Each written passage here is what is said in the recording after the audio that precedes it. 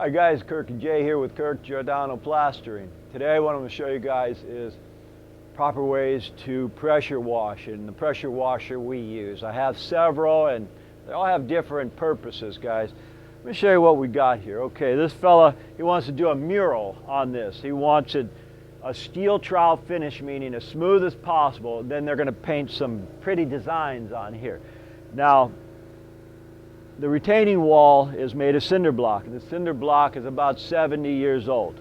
So there's a lot of ways to clean this, guys. I'm going to show you the simplest way. You can come out here with a water hose and wire brushes and spend half a day to do it, or you can have some electric pressure washers which you'll spend another quarter of a day, or just use a high-powered gas pressure washer like the one we have here with turbo tip. That really cleans it the fastest. Anyway, what do we got here? Say, for example, we got a whole lot of efflorescence everywhere, and we got moss growing all over this. There's so much moss, dirt, dust, and grime that the camera is not going to pick it up. I can't even hardly see it, but I do know one thing. I want my finish to adhere for this retaining wall permanently. 30 years from now, I don't want to get a call if I'm still alive and saying, hey, Kirk, some of that plaster you put on came off. The only way it's going to adhere permanently is if we clean this properly. So that's what we're going to do. I'm going to take you back and I'm going to show you a couple machines. Hopefully we won't get drowned out by my own pressure washer we got going on.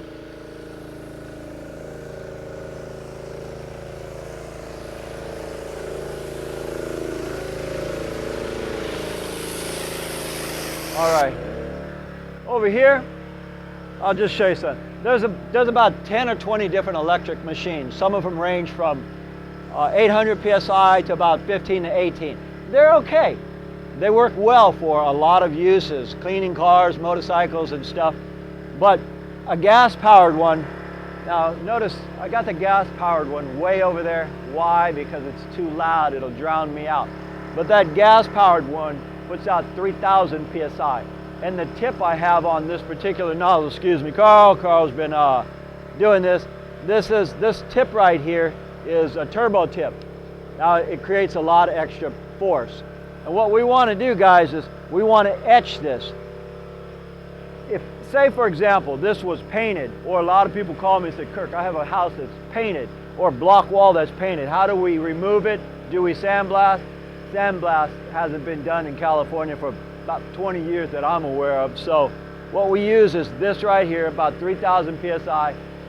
If, for example, the wall is painted and you're trying to get that paint off and you can't see it coming off, at least this will etch it. So then you apply a bonding agent, and that's good enough where the plaster or skim coat will adhere, or even a color coat if you're doing a house on a painted surface. I'll show you a little bit what this does. Okay, now as you see, it's going in circular motion, and all I'm going to do is continue to go here. I'll start from the top, work my way down, and where it's got efflorescence, I'll do the best I can. But you see how it's taken off the moss. And by the way, guys, when I hit the brick, I hit it with a fan like this. If I hit this brick too close, it'll score it. We don't want that either. So that's the proper way.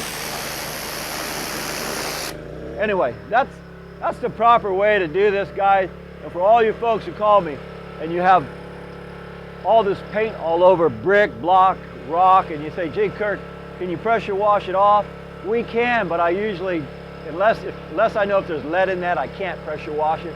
Therefore, I suggest you folks go to Home Depot, Lowe's, and you rent a pressure washer that has at least 3,000 psi, especially if it's a painted surface, and etch it. You won't be able to see the etching, but at least our bonding agent on an etched surface, when you properly clean it, allows our next coat to adhere strongly. Okay guys, now that is pressure washed well, I'll give you a couple other tips that I didn't think about as I was actually doing it.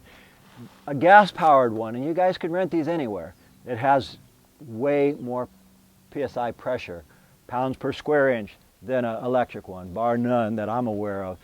Now, there's another tip too, guys. On block, what I did is I hit it this way and then I came back and I hit it this way. And the last thing I'm going to point out, guys, is wear gloves, wear goggles, because stuff can go in your eyes, and under no circumstances touch the tip. A few years back, my daughter Madeline was pressure washing some walls for us, and I said, baby, whatever you do, don't touch that tip.